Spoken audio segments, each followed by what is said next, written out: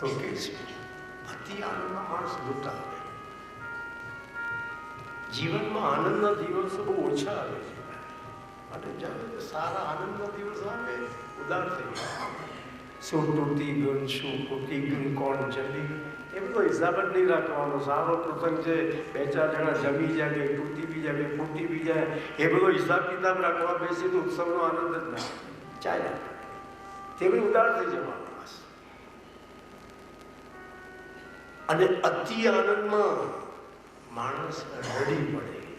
ઘણી વાર બહુ ખુશી થાય ને તો આંખમાં હરખ ના આંસુ આવી જાય. વસુદેવ દેવકીજીને થયું, અમે તો કલ્પનાએ નતા કરી કે અમારે ત્યાં ભગવાન દીકરો થઈને આવશે. અમે તો બગાસું ખાવા ગયા, મોંમાં પતાસું આવી ગયું છે. ભગવાન અમારે ત્યાં દીકરો થઈને આવ્યો, આનાથી મોટી ખુશી કઈ છે ભાઈ? વસુદેવજીએ તે જ વખતે મનમાં સંકલ્પ કર્યો કે પ્રભુ, એક ગરીબ માણસને ત્યાં દીકરો જન્મે તો એ બી પેડાને પતાસા વેચતો હોય છે.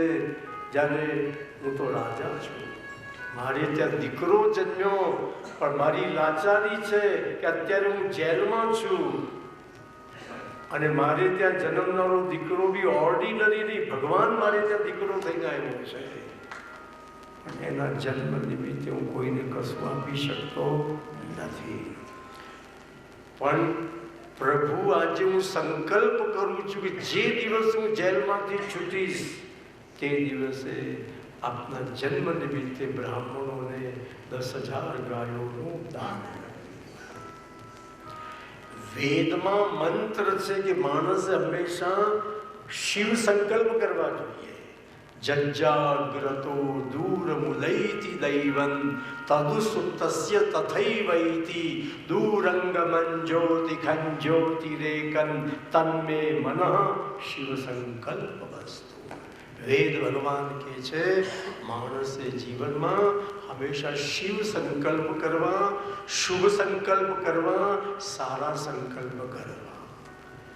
હજી તો બીજા અધિકને આવવાના 3 વર્ષની વાર છે અને આપણે કેવો શિવ સંકલ્પ કર્યો, કેવો શુભ સંકલ્પ કર્યો કે હવેનો અધિક આવે એની તૈયારીઓ અત્યારથી શરૂ થઈ ગઈ. માણસે સારા શુભ સંકલ્પો કરતા જ રહેવું જોઈએ. ઠાકોરજી આજે નહીં તો કાલે એ સંકલ્પ તમારા પૂરા કરે. મનમાં સારા ભાવ કરવાને, ભગવાન મને 2 પૈસા આપશે તે દિવસે મારે પણ મારા હાથે આવું સારું કામ કરવું છે. કદાચ તમે કોઈ સંકલ્પ કર્યો અને સંજોગવશાત તમારો એ સંકલ્પ પૂરો ન પણ થયો તો પણ સારા સંકલ્પ કરવાનું પણ તમને પુણ્ય મળે છે. કદાચ સંજોગવશાત તમે જે ભાવ કર્યો પૂરો ન પણ થયો પણ તમે શુભ સંકલ્પ કર્યો એનું પણ તમને પુણ્ય મળે છે. માટે માણસે જીવનમાં હંમેશા સારા સારા પોઝિટિવ વિચાર કરવા, સારા સારા સંકલ્પો કરવા કે ભગવાન મને જે દિવસે 2 પૈસા આપશે મારે પણ આવો કંઈક લાભ લેવો છે ને આવું કંઈક કરવું છે મારે. એ સંકલ્પ કરવાનું બી તમને પુણ્ય મળશે. માટે વસુદેવજી સંકલ્પ કર્યો કે હમણાં તો મારી સ્થિતિ છે નહીં, જે દિવસે જેલમાંથી છૂટીશું તે દિવસે પ્રભુ આપના પ્રાગટ્ય નિમિત્તે હું બ્રાહ્મણોને 10,000 ગાયોનું દાન. પછી તો વસુદેવજીએ ભગવાનની સ્તુતિ કરી છે અને ભગવાનની સ્તુતિ કરતા વસુદેવજી બોલ્યા, વિદિતોસી ભવાન સાક્ષાત પુરુષ પ્રકૃતે પરઃ. હે પ્રભુ, આજે મેં આપને ઓળખી લીધા. વિદિતોસી ભવાન સાક્ષાત. પ્રભુ, મેં આપને ઓળખી લીધા. ભાઈ, ભગવાનને ઓળખવા એ સહેલું કામ નથી. એક માણસને ઓળખવો અઘરું કામ છે, ભગવાનને ઓળખવું સહેલું થોડું છે. એક માણસ 25 વર્ષથી તમારી જોડે રહેતો હોય છતાં ઘણીવાર તમે એને ઓળખવામાં ભૂલ કરી બેસો. ઘણીવાર પતિ પત્ની વચ્ચે ઝઘડો થાય તો ઘરવાળી ઘરવાળાને સંભળાવે, તમે આવા હશો મને ખબર નહીં, હું છેતરાઈ, મારા બાપે મને કૂવામાં નાખીને. અલી 25 વર્ષથી તારી જોડે રહેતો અને છતાં તેને ઓળખ્યો. તમે આવા હશો મને ખબર નહીં, મેં તમને ઓળખ્યા નહીં. બોલો, એક માણસ 25 વર્ષથી જોડે રહેતો હોય છતાં એને ઓળખવો મુશ્કેલ થઈ જતો હોય છે, તો ભગવાનને ઓળખવો એ સહેલું કામ છે. જેના પર ભગવાનની કૃપા હોય એ ભગવાનને ઓળખી શકે, જેના પર સદગુરુની કૃપા હોય એ ભગવાનને ઓળખી શકે. બાકી ભગવાનને ઓળખવા એ સહેલું કામ નથી. એક માણસને ઓળખવું અઘરું કામ છે. ઘણા તો એટલા એવા માણસ હોય કે તમે એને ના ઓળખી શકો કે એના દિલમાં શું ચાલુ છે. એકદમ મીઠો માણસ હોય, તમે બરાબર ઓળખી શકો. એ ક્યારે કઈ ગુલાટ મારે ખબર નહીં પડે તમને. રહસ્યવાદી માણસ હોય છે. પછી માં દેવકીજીએ પણ ભગવાનની સ્તુતિ કરી અને હવે ભગવાને કહ્યું કે પિતાજી હવે મને અહીંયાથી ઉઠાવો, ગોકુલમાં મને નંદ બાવાને ત્યાં પધરાવો અને નંદ બાવાને ત્યાં જે યોગ માયા પ્રગટ્યા છે એને અહીંયા લઈ આવો. વસુદેવ દેવકીજી કહ્યું પ્રભુ આપ ગોકુલ પધારશો તો પાછા મથુરા ક્યારે આવશો? ભગવાનને કીધું પાછા પડતા સહેજે 11 વર્ષ તો થઈ જ જશે, પણ તે આપના વિયોગમાં અમારે 11 વર્ષ પસાર કેવી રીતે કરવાના? ભગવાને કહ્યું એટલે જ હું ચતુર્ભુજ થઈને પ્રગટ્યો છું. તમે બંને જણા અત્યારે આ મારા ચતુર્ભુજ સ્વરૂપને હૃદયારૂઢ કરો. 11 વર્ષ આ મારા ચતુર્ભુજ સ્વરૂપનું તમે ધ્યાન કરતા રહેજો. એક દિવસ બધાને છોડી હું તમારી પાસે ચાલ્યો આવીશ. અને તે જ વખતે કંસના કારાગૃહમાં વસુદેવ દેવકીજીએ એ ચતુર્ભુજ બાલકૃષ્ણને હૃદયમાં પધરાવવા જે આંખો બંધ કરી અને આંખો ખોલી, ત્યાં કારાગૃહમાં ચતુર્ભુજના બદલે 2 હાથવાળા બાલકૃષ્ણલાલને જોયા. આકાશમાંથી દેવોએ પુષ્પવૃષ્ટિ કરી જય જયકાર કર્યો. બોલો શ્રી બાલકૃષ્ણલાલ કૃષ્ણ કનૈયા. એક ચતુર્ભુજ નારાયણ 2 હાથવાળા બાલકૃષ્ણ. વસુદેવજીના હાથમાં હથકડીઓ તૂટી ગઈ, પગમાંથી બેડીઓ તૂટી ગઈ, જેલના તાળા તૂટી ગયા. ઈશ્વરનું કામ મુક્તિ અપાવવાનું છે.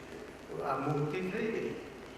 હથકડીઓ તૂટી ગઈ, પગની બેડીઓ તૂટી ગઈ, જેલના તાળા તૂટી ગયા.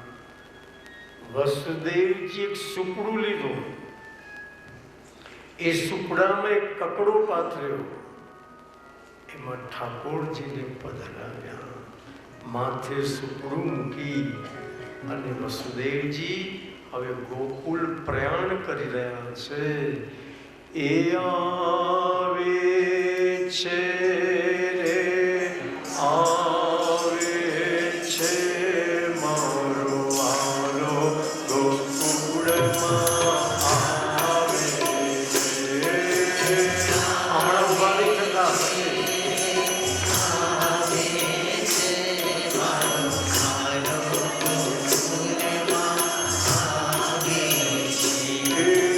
વાસુદેવ શિર પર લાવે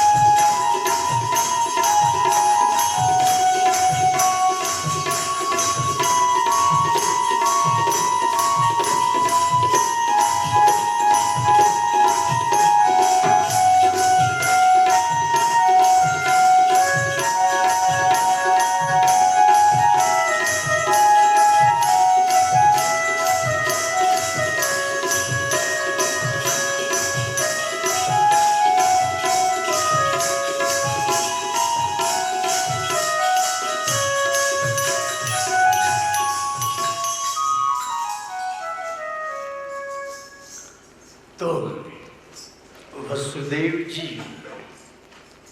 माथे ठाकुर जी ने पधराव्યું, ગોકુલ તરફ પ્રયાણ કરી રહ્યા છે અને આકાશમાંથી ઝરમર ઝરમર જલવૃષ્ટિ થઈ રહી છે. રાત્રે 12 વાગે મુંબઈમાં મલાડ છે, એ મલાડમાં ભાદરણ નગર છે.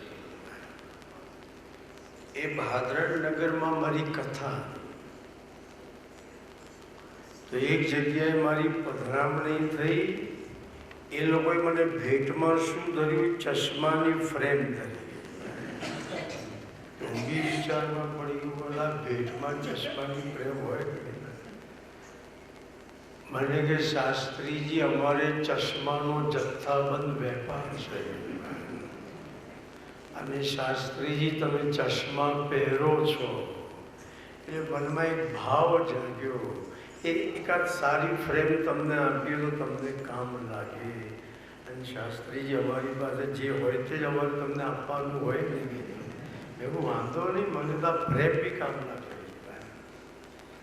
એમ મેઘરાજાને થયું કૃષ્ણ પ્રગટ્યા છે. બધા શ્રી કૃષ્ણને જાત જાતની ભેટો આપવાના છે.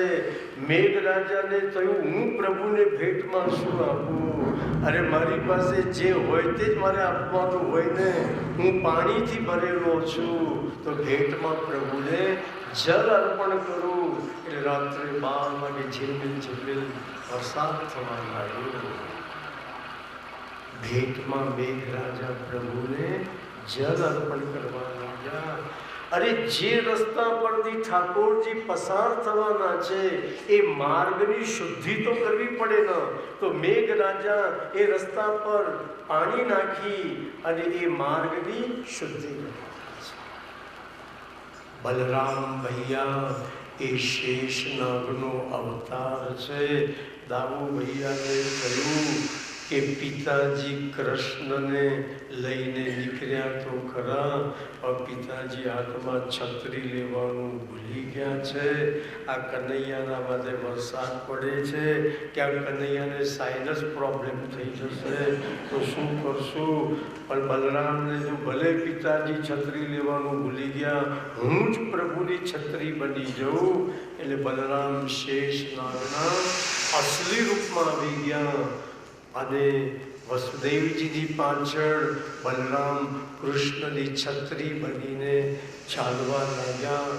એનું સારું થયું કે વસુદેવજી ફરીને જોયું નહીં, એ તો ટોપલો ફેંકીને ભગવાન હતા કે આવડો મોટો સાપ પાછળ આવતો હોય તો જીવ ઝાલ્યો રહે ખરો.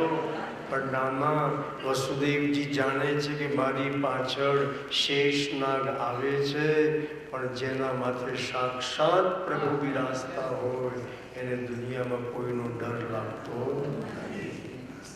અલા ગજવામાં 5-25 રૂપિયા પડ્યા તો બી કેટલી હિંમત રહે છે કે હાવ પડતો નથી, 5-25 પડ્યા છે. તો જેના માથે સાક્ષાત પ્રભુ બિરાજતા હોય એની હિંમત કેટલી હોય. એ મારા માથે પ્રભુ બિરાજ, મારે કોઈનાથી ડરવાની જરૂર નથી. અને વસુદેવજી પ્રભુને લઈ યમુના કિનારે આવ્યા. યમુનાજીના તરંગો ઉછળવા લાગ્યા. યમુનાજી ભયંકર રૂપ લીધું છે. યમુનાજીનું જલ ઉછળીને સુપડામાં રહેલા ઠાકોરજી પર પડી રહ્યું છે. યમુનાજીને થયું કે તરતનું જન્મેલું છોકરું એને નવડાઈ ધોવડાઈ ચોખ્ખું કરવું પડે. પણ વસુદેવ દેવકી જે જન્મ પછી ભગવાનને નવડાવ્યા જ નથી. જો વસુદેવ દેવકી જેલમાં નવડાવવા જાય ને એટલામાં જો કંસ આવી જાય તો બધી વાત ચોપટ થઈ જાય. એટલે જેવા પ્રભુ પ્રગટે એવા સુપડામાં પધરાઈને ભગવાનની જ વાત હતી. એટલે યમુનાજી જાણતા હતા કે વસુદેવ દેવકીજીએ પ્રભુને જન્મ પછીનું સ્નાન નથી કરાવ્યું, તો લાવ જન્મ પછીનું પહેલું સ્નાન ઠાકોરજીને હું કરાવું.